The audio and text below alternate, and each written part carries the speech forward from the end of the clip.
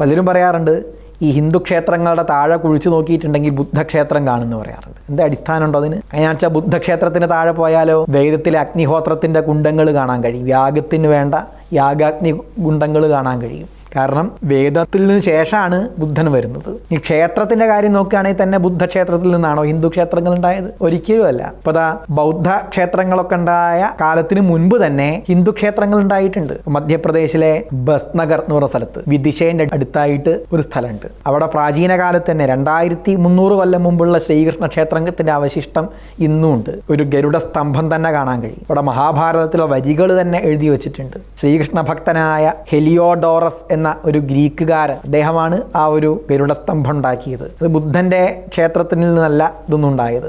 സ്വതന്ത്രമായി തന്നെ ഭാരതത്തിൽ പഴയ കാലത്ത് തന്നെ ഹൈന്ദവ ക്ഷേത്രങ്ങൾ ഉയർന്നു വന്നിട്ടുണ്ട്. തിരുപ്പതിയിനടുത്ത് ഗുഡിമല്ലം എന്ന സ്ഥലത്ത് ഒരു ശിവക്ഷേത്രമുണ്ട്. അവിടുത്തെ ഗുഡിമല്ലം ശിവലിംഗത്തിന് 2300 കൊല്ലത്തെ പ്രാചീനത ഉണ്ട്. അവിടെ ബുദ്ധനിൽ നിന്ന് ഹിന്ദു ക്ഷേത്രം ഉണ്ടായതല്ല. ബുദ്ധക്ഷേത്രം ഒരു ഭാഗത്ത് ഉണ്ടാവുന്നു, ജൈനക്ഷേത്രം വേറൊരു ഭാഗത്ത് ഉണ്ടാവുന്നു, ഹൈന്ദവ ക്ഷേത്രം വരെ സമാന്തരമായി ഈ കാലഘട്ടത്തിലൊക്കെ ഉണ്ടാവുന്നുണ്ട്. അങ്ങനെയാ ചരിത്രം. അല്ലാതെ ബുദ്ധനിൽ നിന്ന് ഹിന്ദുക്കൾ ക്ഷേത്രം ഉണ്ടാക്കിയതല്ല, അതിനെ മോളുണ്ടാക്കിയതല്ല.